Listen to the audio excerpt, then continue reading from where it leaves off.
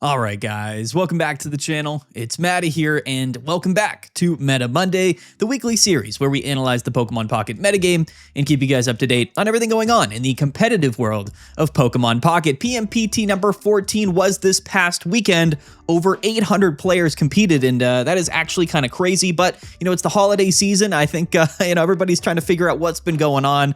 People are on break, and we had a lot of people play this weekend. So the metagame here developing, we're kind of, I guess, exiting that second week of this new Crimson Blaze season, and it's been an interesting one. I've been following along with the metagame. Of course, there's no ranked season, and I don't have time to compete in tournaments myself, so I'm kind of been looking on the outside in and analyzing the interesting things that have been happening so far this season. And the holiday break is definitely kind of throwing a wrench in all of that. But we're going to go ahead and we're going to go through the results of the tournament. We're going to break down all of the deck lists. We'll analyze all of the data, and then I'll let you guys know what I believe is going on, all of the trends that I'm noticing, the decks that I think are on the rise, on the fall. There's going to be timestamps down in the description below if you want to navigate through this video that way.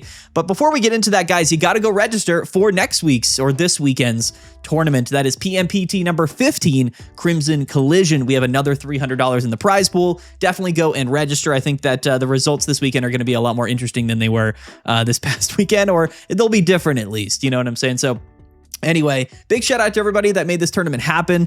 We were kind of short on casters and on judges this weekend, again, because of the holiday season. So I just want to give a big shout out to everybody that, helped work the tournament. I was busy this weekend, so it is sort of a massive team effort to make these things happen. So just, big thanks to everyone involved. And thanks for everybody for playing. You know what I mean? It's crazy that, we're now, 14 tournaments into this tournament series that we've been doing, and it's a whole lot of fun, and I'm just glad that we're able to do it. So let's get right into things. So the standings from this past weekend, here they go. It's funny because I know already what people are going to say here, which is, Suicune Greninja getting the win again. Listen, people are going to just fly to the comments, and they're going to comment down below. They're going to be like, oh, Suicune won again this week. Yes, it also got 3rd place and 4th place and 5th place and 6th place and 7th place. So basically, almost every single deck in top 8 was Suicune Greninja. Well, I guess 6 out of 8 decks were Suicune and Greninja. In fact, there was one Greninja EX and Suicune, but, they're very similar decks. They do play differently, but, they're both Suicune, right? So here's the thing. Why did Suicune Greninja have such a dominant performance this weekend? Well, at the end of the video, when we break down the metagame data, I'll let you guys know. Shout out to Z Verum from Puerto Rico. 14-1, an incredible run here playing Suicune and Greninja EX. Just an incredible deck, and I think that at this point, everybody understands that Suicune Greninja is the top dog. I think people were maybe wondering, right? When Crimson Blaze came out, they were like, well, what are the new decks? What are, what are we playing right now? How is the meta changing? And then they're probably going to be a little bit disappointed to see that Suicune Greninja is still a top tier deck list. Now, I think retroactively, with some of the buffs to other archetypes, this meta, I think that, Suicune Greninja maybe isn't as strong as it was in previous seasons, but, then it comes in here in the second week. I'm keep adjusting my glasses because they're just like, I don't know. They're not like on my face correctly. I don't know what's going on with that. Anyway, people are probably wondering if Suicune Greninja is any worse or better than it was before. And to be fair, I think that this is kind of that classic like rubber band effect. When new cards come out, people want to play all of the new decks. They want to test all of the new stuff, and then eventually, people realize that nobody's really counterplaying any specific deck, so they're just going to go ahead and play Suicune Greninja because they know that it's a pretty open space in the meta, and they're not really worried about getting counterplayed. And then, they kind of sweep through the tournament. So Suicune Greninja was the most played deck this weekend and had a very dominant performance.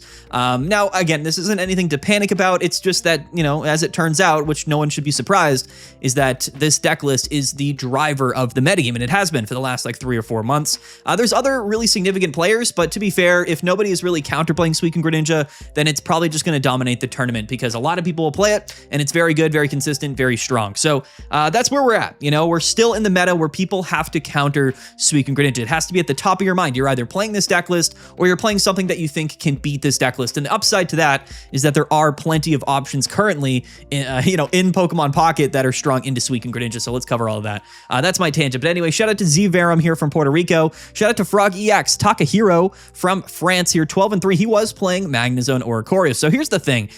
This player here, Frog EX Takahiro, was playing Magnezone or Oricorio, which to me is probably the other or one of the other top tier decks in the metagame right now. And it is one of the best decks into Suicune and Greninja. Unfortunately, he wasn't able to get the win in Grand Finals, but was able to make it all the way to Grand Finals, basically by playing a deck that was really good into the Suicune Greninja matchup, right? There was another Magnezone down here, Griff Sama from Great Britain in 11th place, and then another one here, Gato 333 3 also was playing Magnezone or Corio from Spain, 13th place. And then some Altarias thrown in here. There was a Hydreigon here in 9th place, Thomas Xavier. All the way, all of these players are absolutely phenomenal. Shout out to Japan for having such a good performance this weekend, which is really cool. But yeah, Magnezone or Corio just couldn't get it done in grand finals. I know some people were like kind of complaining about, Magnezone or Corio kind of being a counterplay to Suicune, but it also lost to it in the finals. And you got to understand how the data works, right? Just because you're playing a deck that's strong into a deck doesn't mean you're always going to beat it, right? I would say that Magnezone or Corio probably has, a 55 to 60%, win chance against Suicune Greninja, but that also means that it loses, right? 40% of the time or so. So that could easily happen, especially in a best of 3 set in a single match in grand finals. It could have easily been Magnezone or Corio that got the win this week. It just happened to be Suicune and Greninja, and I think that's really just a testament of the sheer amount of them that were present in day 2. So anyway, congrats to all those players. Kagero 17 was playing Suicune Greninja from Japan. Mont Brown Natsurugi, I don't know how to say these names, man, also from Japan, playing Greninja EX Week in 4th place. Coco Poke from Japan, 5th place. We have Nebulousness from Brazil, also playing Suicune Greninja, 6th place, and then Anonymous Zero from Japan, 7th place, Suicune Greninja. And then Adon Mlack from Germany, he was playing Altaria and Furfrou. And I do think Altaria is probably one of the other most significant decks in the metagame right now. If we really had to point to like 3 top decks, I would say that it's Suicune, Magnezone, and Altaria. We'll break it all down here later in this video. If we go down, there were some other interesting deck lists. They just didn't place like super highly in the standings, which, it doesn't mean they're not bad decks. They just, there wasn't that many people playing them. Eddie here from Brazil, 9-3, 16th place. So he did make top 16. He was playing one of the old classics, Magnezone and Giratina, if you remember this from like 4 or 5 seasons ago. Kind of a throwback, but yeah, shout out to Eddie playing Magnezone Giratina, 16th place. There was a Dark Absol here. This is Aurora Slazen from France, 19th place. There was a Dark Magnezone right here in 27th place. That is Mateo. And then we had Pokemon Champ, 23rd place, playing Jolteon. And we did see a Venusaur here. JC Wrangle or Jay Krangle from the United States playing Venusaur in top 25. So, Venusaur is another interesting one. I think it's one of those other decks that actually does have quite a strong Suicune matchup. What we have to do is find specific decks that, can not only hold their own into Suicune Greninja, but quite frankly, can hold their own against like the variety of other decks in the metagame. But things will become a little bit more condensed around Suicune Greninja and then the counterplay to it. And then I assume that next week and in the following couple of weeks, it'll be, much more counterplayed. And that's just how it works. So again, people just forgot about Suicune Greninja. They just forgot about it. They didn't want to counterplay it. They wanted to ignore it. And then it came back up and it dominated. And that's the reality of it, right? If you don't want Suicune Greninja to win tournaments, either stop playing it or play decks that are good against it, right? That's the only thing that you have to do. It's just people kind of neglect to do that early in the season. So let's break down the deck lists. Shout out to, all of these other players here. We'll break down some more decks that were a bit more interesting probably later this week in our off-meta showcase. But let's just break down the top placing deck list. So Z Verum here from Puerto Rico. Again, guys, 14-1 is an incredible record. Big shout out to him. Let's take a look at his Suicune Greninja deck list. Am I going to be shocked here? Probably not. Very, very standard, amongst probably the most standard of Suicune Greninja decks you'll ever see. We are playing one Frogadier. This is with Water Drip, and I do think both Frogadiers are definitely pretty good. The one that does 40 damage for 2 and switches is also pretty cool, the newer one, but the 1 energy 30 damage is relevant and it can KO Chinglings and baby Pokemon and stuff. So I do like this Frogadier. One copy of Frogadier doesn't change the deck too much. It does just make it a little bit more consistent to get into our Greninjas, especially if we are going up against Chingling. But, as long as we have double Cyrus and researches, like I think the deck is just going to function properly. We're still playing Indeedee because it's kind of just worth playing. Suicune likes extra Pokemon on the bench. 3 Greninjas so that we can guarantee at least a Greninja at some point early on in the game. And then double Cyrus, right, with Water Shuriken, absolutely broken. We're drawing cards with Suicune. We have a lot of HP. We have Irida. We have Giant Cape. It's a broken deck. It's got everything going for it. And that's why Suicune Greninja is still so good. It's one of my favorite decks of all time. It's one of the best decks, if not the best deck Pokemon Pocket has ever had. I think that Suicune Greninja really kind of took over Giratina Darkrai in terms of like one of those all-time decks, especially in this sort of second year Pokemon Pocket. It is just that guy. I'm not really too surprised by anything here. This is very standard. If you wanted to play Suicune Greninja, you should go ahead and play this deck that you're seeing on the screen right here. I would recommend it. But also, like, this is not a very beginner-friendly deck. This is a deck that requires a little bit more thought, a little bit more math, and and numbers and strategy when you're playing this deck list, it is actually probably one of the more skill-gapped decks in Pokemon Pocket, and that's pretty interesting when you compare it to maybe some other stuff. But anyway, shout out to Z-Verum, 14-1, incredible run there. Takahiro, let's take a look at the highest placing Magnezone Oricorio deck of the tournament, which, you know, again, isn't also really a surprise here. It's very standard, but it has been buffed. Sorry, I hit my microphone. I do that a lot. It has been buffed in Crimson Blaze, and I think this is honestly one of the more significant things, if not the most significant thing to come out of this set. A lot of people kind of disappointed with the new Mega Pokemon. I get it. You know, Charizard, Blastoise, none of them are that good. Lopunny is interesting, but a little bit inconsistent. Venusaur is actually kind of good. I think Venusaur might end up being the best new Mega coming from Crimson Blaze, but the biggest story from Crimson Blaze mostly is sort of the Magnezone package, which is an interesting thing for them to add to the game. But this new Magnezone is kind of just in general better than the old Magnezone. In most ways, other than just not being able to KO Greninja in one shot, but you know, it's kind of just a better card, more HP. The 50 HP Magnemite, if you wanted to use Lissia, is pretty cool. It also does 30 damage for 1 energy. Very, very good Pokemon there. And then we have access to the new Clement supporter card to search our deck for Magnetons, which does make this deck that much more consistent. 1 Clement, 1 Copycat in this deck, and then everything else is pretty standard and typical. Guzma, Red Card, Cyrus, 2 Giant Caves. It's all the stuff that you would kind of throw in Oricorio Magnezone previously in previous seasons, but now I think instead of double Copycat, we have 1 Copycat and 1 Clement, which again, I do just think that makes the deck a little bit more consistent overall. And I love Oricorio Magnezone. It is kind of the defaulto like lightning type deck right now, and I do think it's still the best way to play Oricorio, and it's probably going to end up being just one of those top archetypes, mainly because it's consistent against in its matchups into Suicune Greninja, but in against a lot of other stuff. It traditionally was very good into Altaria, but maybe the Furfrou stuff has evened up that matchup. We'll take a look at the data later. But that deck list is not too surprising to me. That's exactly what I would play if I was playing Oricorio Magnezone, and I would recommend more people play it, even though it's not the fanciest, most fast-paced, fun deck to play. In a competitive setting, it's very, very good, especially with so much Suicune Greninja everywhere in the metagame. 4th place here, this is Mont Brown. He's playing a double Greninja EX, so this is sort of the other variant of Suicune that you'll see sometimes. Basically the exact same deck, except we're playing double Greninja EX and then only 1 Water Shuriken. This is not a version of the deck that I actually like that much more than the other version. I think that in most scenarios, it's better to just play double Water Shuriken. But this Greninja is broken. And the one strength of playing double Greninja EX is that we can be a little bit more flexible in where we're attaching energies. That is sort of the biggest calling card to the, when you're playing double Greninja EX, maybe you're going first, or maybe you just, don't really want to commit energies to the active Pokemon, so you can just sort of commit to a Froakie on the bench. Maybe your opponent isn't benching a lot of Pokemon, so Suicune's not going to deal that much damage anyway. That's when we would commit energies to our benched Froakie, and then just sort of evolve it into Greninja EX, and then bring it up for free with the Shifting Stream ability. Like, that's the main strength of this deck, and then you lose out on some win conditions because you're only playing 1 Water Shuriken Greninja. But we're still playing double Cyrus, which is funny, and everything else about the deck is the exact same.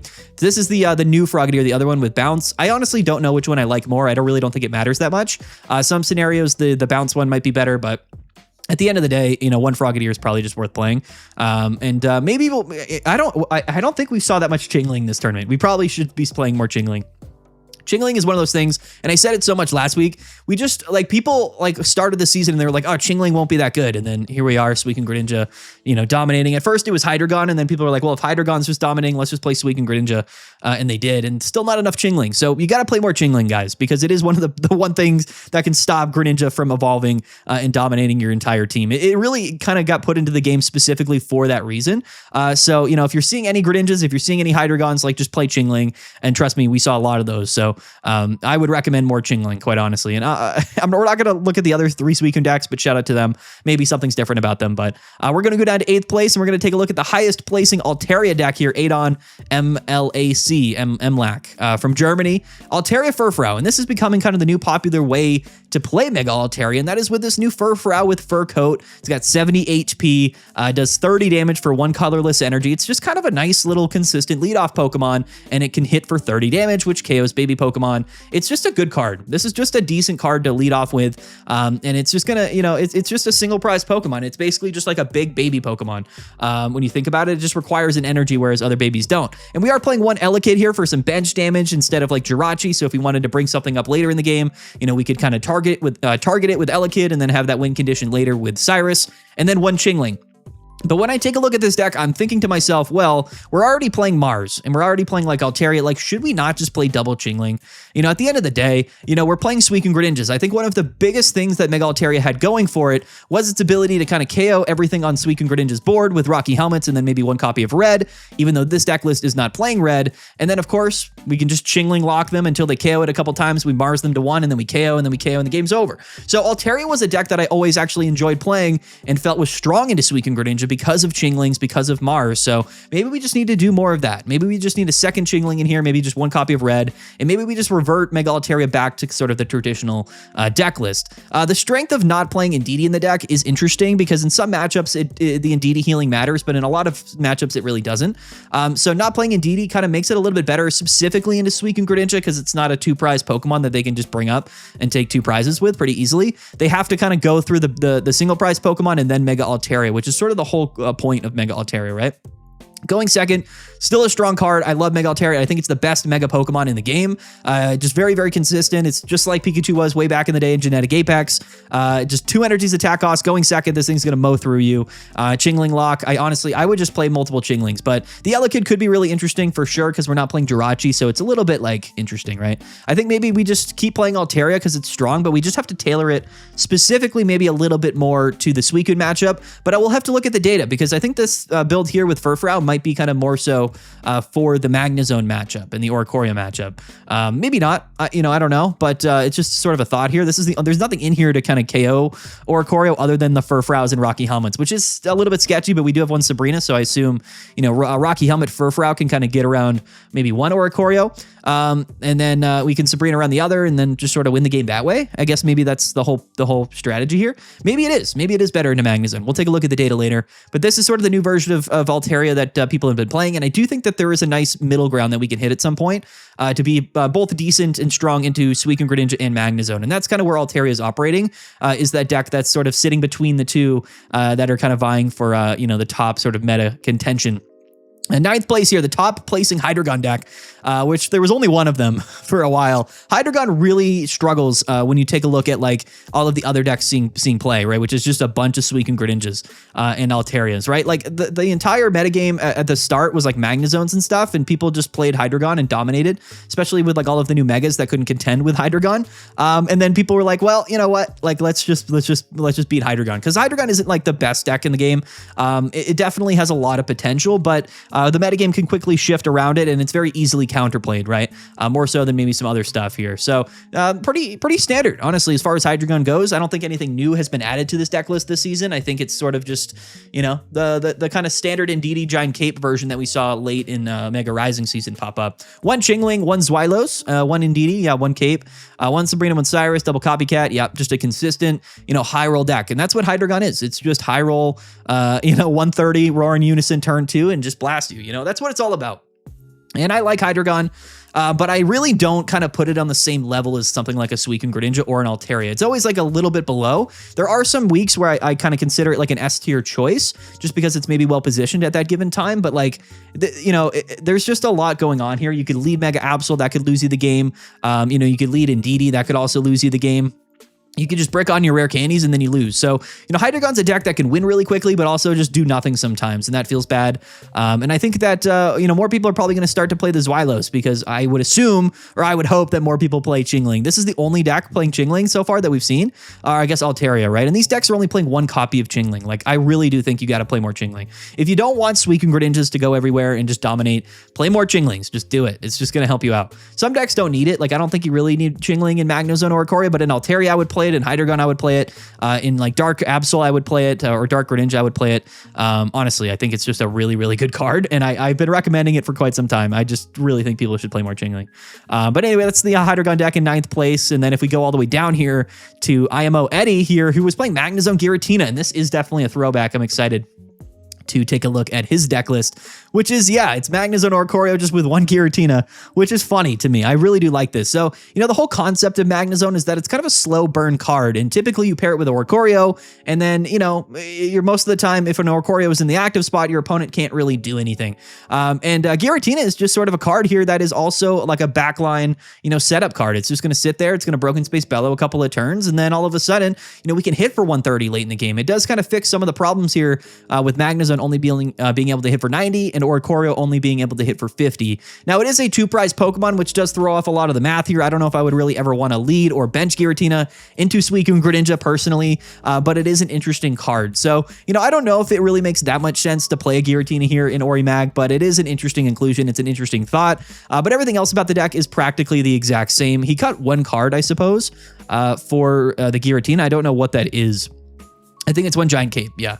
So just like the previous Magnezone deck we took a look at, he cut a Giant Cape for Giratina. Again, it's interesting. I do like the concept. Giratina is still a strong card, but I don't know if it's necessarily that relevant in Suicune Greninja or in maybe like Altaria or anything like that. Maybe it is, maybe not. But this new Magnezone's broken, I'll tell you that. Magnezone deserves to see more play. Like, honestly, I know it's kind of annoying that you kind of just have to pair it with Oricorio because that's just the best partner for it. But I mean, that's the lightning type, right? I mean, that's what it's all about. You know, blame the people playing Suicune because they're the ones that are controlling the pace of the meta. This is a fun list. Shout out to Eddie here. The Giratina, that is a bit of a throwback, but I do love it. Lastly here, in fact, yeah, this will probably be the last one to take a look at here, is going to be Dark Absol. Or Dark Greninja, rather. I keep saying Dark Absol, but it's like Greninja Absol. I just call it like Dark Absol. This is Aurora Slazen here from France playing Greninja Absol, and I really do like this deck, and I still think this is a top contending deck. Last season, I really liked this deck into Suicune Greninja. And again, for the same reasons of that we're playing Greninja ourselves, but we're playing double Chingling and Mars. So it's like the same concept, right? Where it's like we can kind of build up our Darkrai's, our Mega Absols. The Rocky Helmet plus Darkrai with Chingling means that we're actually better, or we're stronger into decks also playing Chingling, so we have that advantage. So we can kind of get through their Chinglings before they can get through ours. And then, you know, basically we just stop our opponents from getting their Greninja out while we get our Greninja out. We've got the Copycats, Double Cyrus here. We're not dealing a ton of damage, but most of the time it's totally fine. And again, double Chingling, and then we Mars them to 1, and then we have Greninja, Absol, Double Cyrus, and we kind of just win the game that way. This is a deck that I actually really liked playing into Suicune last season, and I would kind of recommend it moving forward. And again, one of the biggest strengths one of the biggest reasons why this deck is strong into Suicune, in my opinion, is because of the Chingling. So, you know, I know that it seems like the metagame is limiting us a little bit, but it's really not. It's really just you guys as the players, and I don't mean like you specifically, but the player base as a whole is limiting themselves by really bottlenecking themselves into playing Suicune. But, you know, when we have hundreds of dollars in the prizes, when people are really trying to win tournaments, they're going to play whatever they think gives them the best chance to win, right? That is what the metagame is all about. Suicune Greninja is that deck. It's going to be common for quite some time. People might be like, well, we need like a hard counter to Suicune Greninja, or we need like a nerf to it. We already have that. That's what people don't understand. They've given us so many things to kind of negate Suicune Greninja. It's just people choose not to play them. And that's the funny thing, right? So it's like, you know, play the new Magnezone stuff, play Chingling. Like, they've given us all of these cards that are really, really strong at stopping Suicune Greninja. It's just that if people don't play them, then people will play Suicune Greninja because it's so strong. So, you know, it's one of those deals. You know, I'm going to rant about it all video here, but that's the reality of the current meta situation. We're in week 2. It's the rebound effect. You know, all of the new stuff kind of blew over a little bit, and only the substantial decks remained, and Suicune Greninja is still good, so people played it, you know, and we have to account for it. That's all it is. I love this deck. I would heavily recommend it. If I do an updated tier list tomorrow, in tomorrow's video, I will likely have this deck pretty high up there because I do believe in it. I don't know how many people played it. Maybe it had a bad win rate this weekend. I don't know, but just sort of something interesting to note. Farther down, there was like a Magnezone Absol deck, a Jolteon, a Venusaur. We're going to cover this stuff probably later in the week. In fact, what are we at? 23 minutes? People probably want to see these decks, so that's fine. Let's cover them real quick. Here's going to be a Dark Magnezone, which, as you'll notice, is exactly like the Greninja deck with double Chinglings, but we're not playing Mars. I would play Mars in this deck, but because we're going to be playing Chingling and then the new Magnemite, excuse me, because Magnemite has 50 HP, you know, we can play one Lycia, right? So we can utilize Lycia to pull more cards out of the deck. One May, one Copycat. I would try to maybe slide into Mars in here because it pairs well with the Chinglings. But then again, like, what are we cutting? Are we cutting a Sabrina? It's a little bit awkward, but, you know, the entire deck here is kind of structured the exact same as the Dark Greninja deck list, except instead of Greninja and Rare Candy, we just have the Magnezone lineup, and then we can utilize things like, you know, Lycia and whatnot. So maybe we cut the May. I know May is probably a really good card in this deck, but we have Clement, we have Lycia, we have May. Like, maybe we cut one thing, play a Mars, and honestly, I probably would still really like our Magnezone or our Suicune matchup here. So, you know, I like the Magnezone. It's just, I don't know if it pairs as nicely into this control type archetype as Greninja does. So I think that honestly, like if you were going to play like the Absol Darkrai Chingling package, I would just pair it honestly either with Hydreigon or pair it with Greninja. And I think you just kind of leave Magnezone maybe just for other archetypes, specifically just Oricorio. And I really do like Magnezone. I do, and it is splashable, but it's not as splashable as Greninja Rare Candy is, you know, so that's my recommendation here, but a very identical deck to the Greninja version. And then there was Jolteon here, and Jolteon's good. You know, I mean, it's aggro lightning. So this is a deck that like really does not love a lot of matchups in the game, but is pretty consistently good into Suicune. So that is one of the calling cards here for this fast-paced lightning aggro deck. Jolteon here with double Cyrus. I love it. I do like Jolteon. It's actually uniquely good into Hydreigon, and it's good into Suicune. So you would think that it's a little bit more meta viable, but into mostly everything else in the game, it just really can't contend. And that's the real downside to Jolteon. So I like it. I think it could be sort of a niche player, but if we're playing a lightning type deck, we probably should just be playing Oricorio Magnezone. But if you wanted to play aggro lightning instead of control lightning, this is kind of the archetype for you right now. Definitely a strong deck list, but has a lot of gaps and a lot of weaknesses, but it is fun to play. It's a lot more fun to play, I think, than Oricorio Magnezone. And then Venusaur. Let's talk about Venusaur here, which is playing one Chingling and double Lycia. But yeah, man, I really do like Venusaur. And I think that it has a lot more potential. I do. I think out of all of the any of the new megas that came out, Venusaur probably deserves to see the most play. It struggled early on in the season because there was a lot of Hydreigon and there was a lot of Charizard. But if there's not a lot of Charizard or Hydreigon and stuff, like just go ahead and then play, play Mega Venusaur, and you're probably going to be pretty decent into Suicune Greninja specifically. I think the one downside to Mega Venusaur is that we're not really playing anything for Oricorio. We are playing double Rocky Helmets with the poison, and that's maybe enough, plus one Sabrina, but it's a little bit scary, right? You would maybe want just something in the deck to kind of beat an Oricorio. Maybe we play like a non-EX Venusaur, just like what we did with Decidueye, but I don't know if it's going to be that much worth it, right? I mean, I don't know. Maybe it is, maybe it's not. The Chingling is interesting, but I don't know if Venusaur really needs Chingling. Like, we used to see one Chingling in Decidueye here and then, and I really do think Venusaur is kind of just the new Decidueye deck, and it's built, like they gave us Quick Growth Extract, like it's kind of meant to be built, and Ivysaur, it's meant to be built and played just like Decidueye was, except we just attack a turn later, we have more HP. Strong into Suicune, because we only have like a solo big Pokemon in the active spot. That's what Suicune doesn't like, and we have a bunch of healing. I like Venusaur, I do. I think there's a place for it for the metagame, but you know, again, the issue always with these grass decks is kind of like, what are we playing to beat Oricorio? You know, and Decidueye could play the non-EX Decidueye, and it was actually really good into Oricorio, but Venusaur, I don't know if it has, I don't know if it has anything really like that. You know, we have to kind of work on that. But I do like Venusaur. The Chingling is interesting. I don't know if it's really that worth it, but we'll see as time goes on. And that's kind of the standings. That's the top of the standings this week, the top deck lists. You know, all of these other decks that made day two, we had like 100 people in day two. So there's a wide variety of other decks. I know that like we kind of glorify the decks at the top of the standings, but there's a lot of other stuff to take a look at. We'll just take a look at it later this week. And to end this video, what we're going to do is go into the metagame tab, and we'll talk about data and the actual numbers and stats for the last few minutes. If you made it this far into the video, I really appreciate you guys. Don't forget to hit the subscribe button. We're on the road to 50,000 subscribers. I would definitely appreciate it. And go register, by the way, for PMPT number 15 this Saturday. Let's get into the metagame tab. Let's do it. If you made it this far in the video, thank you guys. The metagame tab is probably going to be, kind of what we would expect, right? This is the metagame data for the entire tournament. 18% meta share, Suicune and Greninja. So a lot of people played Suicune and Greninja. 151 people played it, and it had a 52% win rate, which might not seem that high, but when you compare it to all of these other decks that people played, yeah, it was a little bit more successful, I would say. 539 to 481, 15 ties. Magnezone Absol struggled pretty heavily here. It really did. Only a 44% win rate, 186 to 234. Hydreigon also struggled heavily, 144, 175. Altaria Greninja Greninja struggled heavily, 139 to 176. And again, it's just because I don't think any of these decks are really that favored into Suicune Greninja. That's kind of my opinion here. Normal Altaria. Altaria was split 3 different ways here, so a lot of people did play Altaria if you combine all of the archetypes. Altaria, traditional version with Indeedee here, 141, 171, also struggled. And then the Furfrou deck, actually the most successful Altaria deck of the tournament, still kind of struggled, 153 to 165, 47, almost a 48% win rate. And then Magnezone Oricorio. Again, not many people played it. Only 4% of the tournament was playing Magnezone Oricorio, but it did go 132, 101, 56% win rate. And that kind of makes sense, again, just based on the decks that saw play. I'll take a look at the matchup spreads for that in a little bit.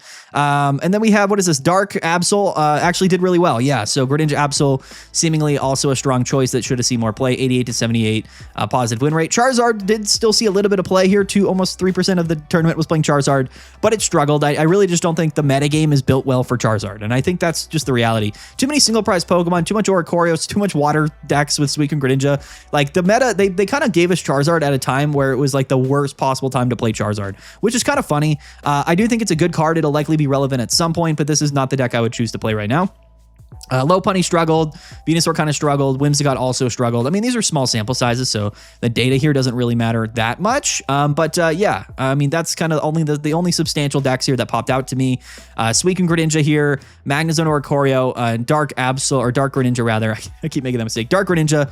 And then, yeah, maybe some other niche things as well, but those are really the top choices. I'm interested about the Altaria data. Let's go into Suicune Greninja and take a look at its matchups for the tournament here, which will likely provide us a lot of context. So it did very well into Mega Altaria Traditional. It did very well into Altaria Furfrou. Did well into Magnezone Absol. Did well into Altaria Greninja, although maybe less well, 35 and 30. Did well into Hydreigon, which is funny.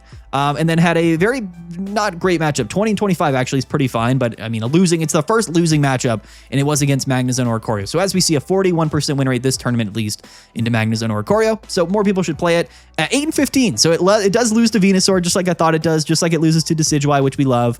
Also loses to the other Magnezone Oricorio, which is funny. And the reason why these are split into 2 archetypes is because there's 2 different Magnezones now, which is kind of confusing. But both of those archetypes should beat Suicune Greninja pretty handedly.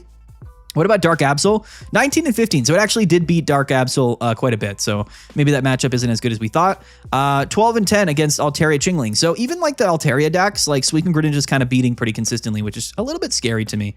I'm not going to lie. If we take a look at its worst matchups here, Magnezone Hydreigon, it went 0 and 4 against, so that's kind of crazy. What are these decks? What is this? 2 people played it? Someone went 5 and 3? Hobo J? What is this? This is just literally just Hydreigon and... What is this deck?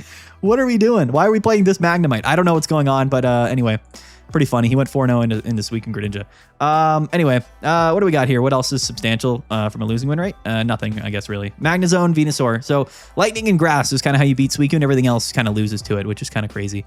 But I guess kind of to be expected here. Now, the other thing I want to take a look at is Magnezone Oricorio, just because I want to see its matchups against really everything.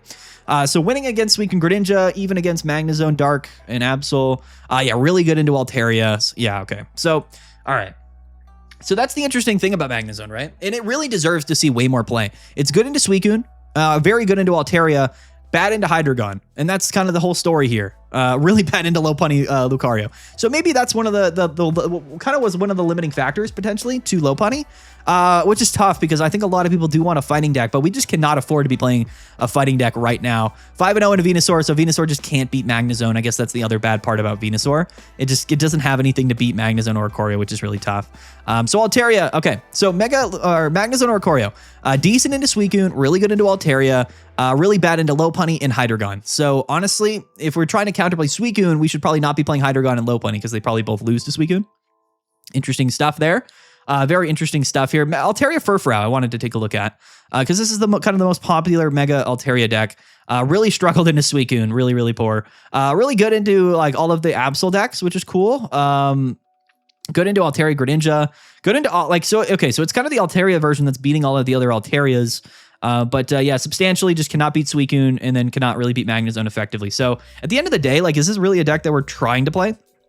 If we have to play Altaria, like, what is the benefit of playing Mega Altaria if we're losing to Suicune, Greninja, and Magnezone? Because those are kind of the 2 decks at the top of the meta. Very interesting. It's a very strange course of action going on.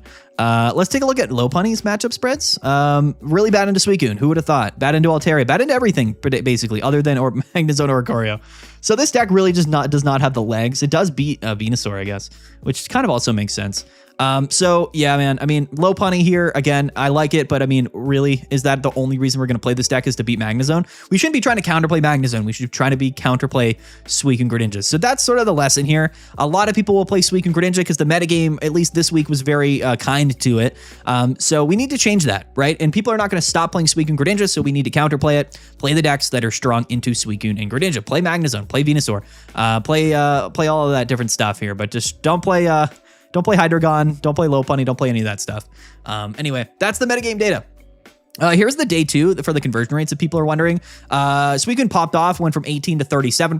Magnezone went from 4% to 11, and then everything else stayed pretty standard. So yeah, I mean, as far as decks go, like the only decks that I could really recommend in terms of like an S tier placement, we'll see tomorrow, would be Suicune Greninja and Magnezone. Those are really the 2 standouts to me. And then honestly, like the Altaria is interesting. I'm not super confident in it, but it is definitely a decent deck list. And then Dark Greninja is the other one that I kind of like quite a bit. Everything else to me seems a little bit lackluster, so we're probably going to enter into like a pretty condensed metagame next week, and then probably once we go into the 4th or 5th weeks, things will really expand and open back up, which they typically do once the metagames even out, after about 4 or 5 weeks. But that's kind of what's going on here. So there it is, guys. There's Meta Monday. There's the video. Stay tuned for the tier list tomorrow. Don't forget to like and subscribe. And then also, guys, you got to go register for this weekend's tournament. I appreciate you guys playing. You're keeping the metagame alive, especially with no ranked season, which should be coming up here like next week. So when ranked comes out, we'll do some content about ranked for sure. But I'm sure the metagame will also reflect the tournament meta as it typically does. And that's it, guys. That's Meta Monday this week. Peace out. Have a good one. Thank you guys so much for watching. We'll see you guys next time. And yeah. Bye.